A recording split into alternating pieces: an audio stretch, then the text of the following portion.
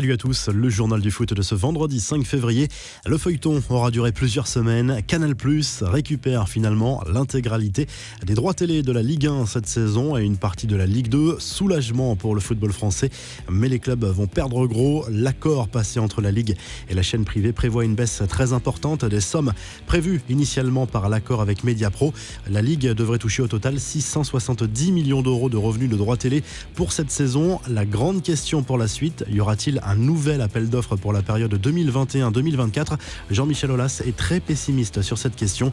Manchester City ne connaît pas la crise malgré le contexte économique. Le club anglais a l'intention de frapper fort cet été en attirant Erling Haaland.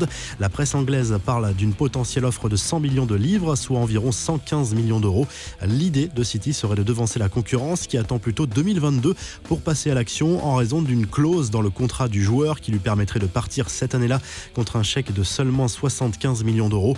L'actuel leader de la Première Ligue voudrait lui offrir un salaire de 460 000 euros par semaine. Du côté de Marseille, on cherche le profil idéal pour succéder à André Villas-Boas. Selon les informations du quotidien espagnol AS, Jorge Sampaoli fait partie des grands favoris. L'OM cherche surtout un entraîneur étranger. Les profils de Robert Moreno, Maurizio Sarri, Leonardo Jardim, Ernesto Valverde ou encore Lucien Favre sont également étudiés. Jean-Michel Aulas ne ferme plus totalement la porte à une prolongation de Rudy Garcia. Ce qu'il fait en ce moment milite pour prolonger l'avenir, a reconnu le président lyonnais lors d'un entretien accordé à RMC Sport. Aulas s'explique que la décision sera prise plus tard avec Juninho. La future Ligue des Champions se dessine. L'UEFA va présenter un plan pour contrer le très controversé projet de Super Ligue européenne. L'instance envisage bel et bien de modifier le format actuel. Selon Sky Sports, l'une des pistes mènerait à la fin du système actuel de phase de poule. L'idée serait de créer un groupe unique de 32 ou 36 équipes. Chaque club jouerait contre 10 adversaires différents et les résultats seraient comptabilisés pour établir un classement général avec tous les participants. Les infos en bref, Ligue des Champions toujours. En raison du Covid, Liverpool ne sera pas autorisé à venir à Leipzig pour disputer le 8e de finale aller de Ligue des Champions le 16 février prochain. Il n'y aura donc pas d'exception pour le football, expliquent les autorités allemandes. Le match pourrait se jouer sur terrain neutre ailleurs qu'en Allemagne.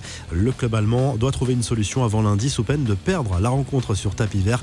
En Première Ligue, Chelsea a remporté le derby contre Tottenham jeudi soir. Victoire 1-0 pour les joueurs de Thomas Tuchel qui se rapprochent du top 4. Les Spurs, eux, prolongent leur série noire. N'Golo Kanté est entré en jeu en fin de match après un mois d'absence. La direction le Qatar où se dispute en ce moment la Coupe du Monde des clubs. André-Pierre Gignac a brillé face aux Coréens du Hyundai Ulsan avec un doublé à la clé pour envoyer les Tigresses dans le dernier carré. Les Mexicains affronteront Palmeiras. L'autre demi-finale opposera le Bayern aux Égyptiens d'Al-Ahly. C'est terminé pour Jérôme Arpinon au Nîmes Olympique. Le club gardois, bon dernier de Ligue 1, se sépare de son entraîneur qui sera remplacé sans doute provisoirement par son adjoint Pascal Planck. De son côté, le PSG devrait pouvoir compter sur Keylor Navas pour le choc face au Barça en 8e de finale de la Ligue des Champions. Un match aller dans moins de 15 jours au Camp Nou. Le club parisien ne prendra aucun risque avec son gardien qui se remet d'une blessure. Au Portugal, grosse frayeur pour Nanou qui a été évacué dans une ambulance en plein match contre Belenenses après un énorme choc avec le gardien adverse. Le joueur du FC Porto se trouve dans un état stable. Le nouveau craquage d'Ousmane Dembélé, à nouveau piégé par le silence du huis clos.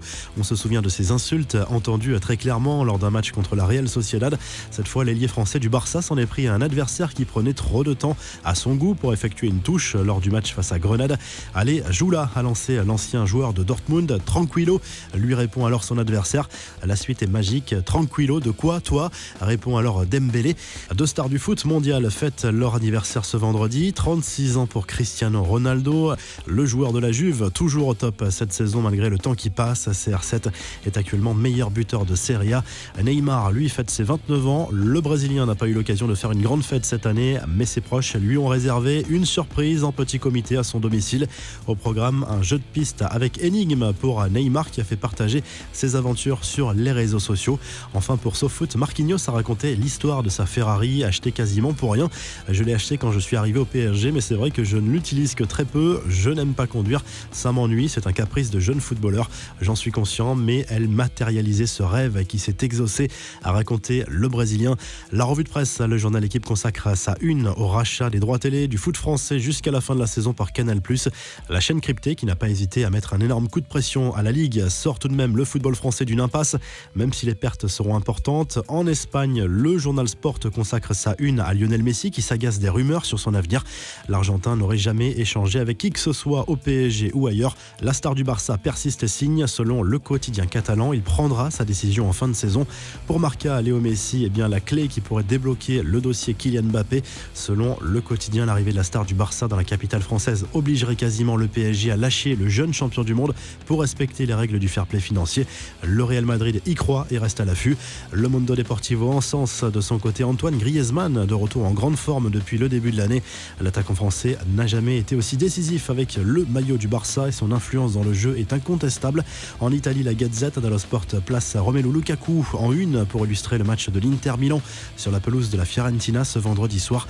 Les Nerazzurri ont l'occasion de prendre provisoirement la tête de la Serie A. À suivre ce samedi, le choc Juve-Roma. L'AC Milan recevra Crotone dimanche. Si le journal du foot vous a plu, n'hésitez pas à liker la vidéo et à vous abonner. Et à très vite pour un nouveau journal du foot.